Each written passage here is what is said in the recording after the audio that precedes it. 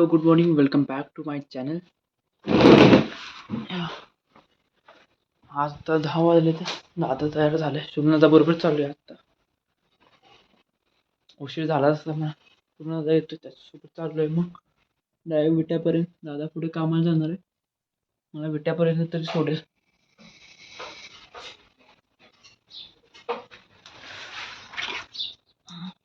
Sandal कोणी एवढं भिजवलं माझं.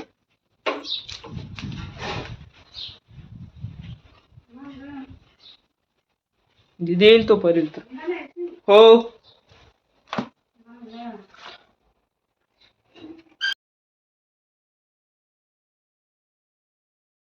3 hours later.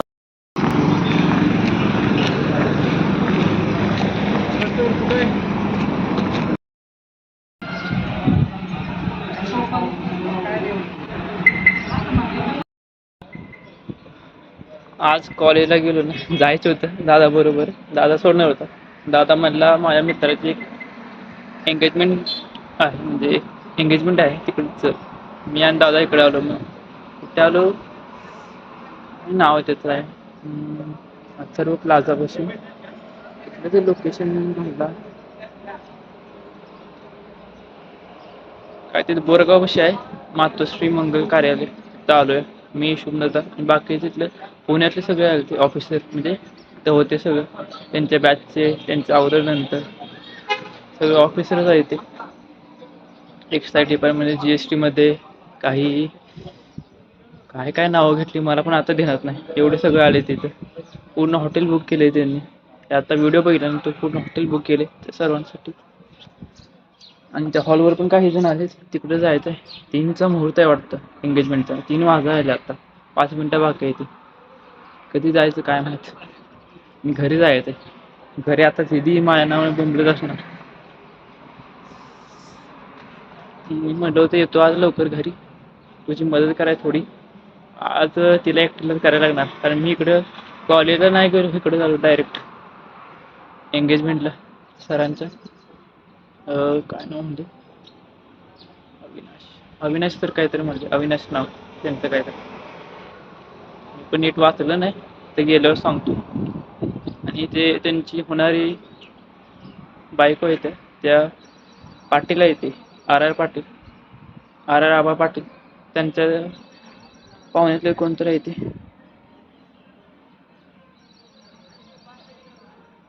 ते मला माहिती आहे, मागाशी गेलो तेव्हा इथे दिसले, फोटो लावला होता RR आबांचा. कधी काय यार, उभं राहून इथं किती उशीर झालो, उभं राहिलो इथं बोलत. मी पण दमलो इथं उभं राहून. त्यांच्या चर्चा चालले तर. आणि काय काय जण दादाला आता भेटले, ती जे पुण्यामध्ये नाही भेटले ते इथे भेटले. ते काय यार, कधी व्हायचं. 3 वाजले.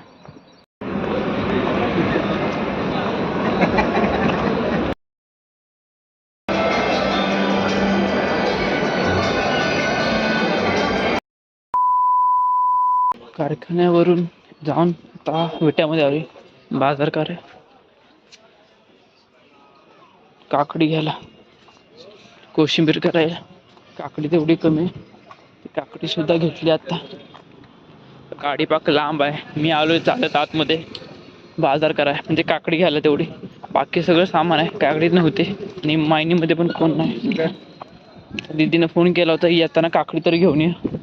मला म्हणली होती लवकर ये. आज मला उशीर झालेला आहे खूपच. म्हणजे मी कॉलेजला जाऊन आलो असतो, या टाइमला घरी असतो. दीदी म्हणली होती लवकर ये. दुपारी फोन आला, मी म्हटलं मी आहे दादा बरोबर. नक्की सांगितलं नाही कुठं कुठं गेलो होतो, काय.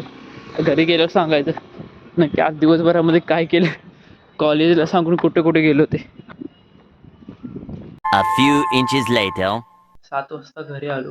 आणि इथं आल्यावर समजलं की ते साखरपुडा होता ना, ते शुभदादा मित्र होते. ते डेप्युटी कलेक्टर म्हणजे उपजिल्हाधिकारी. आणि रोहितदादा पाटील आमदार, सांगली जिल्ह्याचे काहीतरी आमदार आहे. ते कुठले ते हे आहे ते माहीत नाही मला. त्यांचं म्हणजे भाग असतो ना, ते माहीत नाही. त्यांची चुलत बहीण चुलत बहीण त्यांची चा साखरपुडा होता. म्हणजे त्या आणि शुदा मित्र त्या दोघांचा साखरपुडा होता. तरी म्हणलं तिथे गेलो बॅनर कसा लावला होता आर आबांचा. तर बाजारचं यायचं टायमिंग झाले 8:20 म्हणलं होतं येतोय. येईल आत्ताच. बिर्याणी रेडी आहे, सगळं रेडी आहे, बाकी चालले तर. आणि मेन म्हणजे लाईट नाही. काय लाईटीने आज काय नक्की घोळ केला काय समजून झालं. आज कसा केलाय वाट लावली लाईटिंग. 8:20 वाजायला आता. हा हॅलो 8:20 वाजायला तरी अजून लाईट नाही. कधी लाईट यायची काय माहिती. असं दर टायमिंगला होतं. मागच्या टायमिंगला झालं होते. म्हणजे प्रत्येक टायमिंगला होते असं. काही ना काही जेवणाचं असलं की लाईट गेलेली आहे. ह्या टायमिंग सुद्धा असं झालं. जरा थांबवत नाही ते कोणतरी म्हणून काय चालले जात ना माहित येईल जरा लेट. जेवण 9:30 सॉरी 9:30 काय म्हणतो 9च्या दरम्यान झालं काहीतरी. आता 10 वाजून गेले. त्या बसलो होतो यूट्यूब रील्स बघत, कारण मोबाईल चार्जिंग लावला होता. हे आता ब्लॉगचा एंड करूया. केवढा ब्लॉग झाला मला सुद्धा माहीत नाही. तर जेव्हा एडिट करणार तेव्हा समोर नक्की केवढा मोठा झाला ब्लॉग तो. 9चं अजून जेवायला काय समजून त्या गाड्यात फोन केलं तर फोन उचलला नाही. ते 10-10:30 वाजून गेले. यायचं आम्हाला नाही वाटत येईल आता. 11 वाजता आले तर. आणि लाईट आली जेवताना मागाशी, नाहीतर हा निम्म जेवण झालं तेव्हा लाईट आली. आता चक्की चालू केली राम काकांनी. काय नाही कोण नाही, मीच बोलतोय फोन सोबत. I have to build my confidence because काय सांगू माझी बोलती बंद होते. फोटो पण असलं की असं बोलू शकतो. फोटो पण असलं एकदम तोंडात इथनं आवाज बाहेर येत नाही. शब्द इथपर्यंत येतात इथपर्यंत, इथनं परत पुढे येत नाही. का काय माहीत नाही मला. डोक्याची वाट लागल्या माझं. असं स्वतःवर राग येतो कधी कधी. का असं होतं ते माझ्या संग. बोलायचं तर असतं पण का मधीच अडकतं. त्याने कॉन्फिडन्स लो होत लो होत चाललाय माझं. ओके बाय, भेटूया उद्याच्या ब्लॉगमध्ये. झोप खूप आली. लय फिरलोय आज, लय म्हणजे लय. काय बोलू शकत नाही असले फिरलोय. ओके बाय, उद्याच्या ब्लॉगमध्ये भेटूया. Thanks for watching. Bye bye. A few inches later.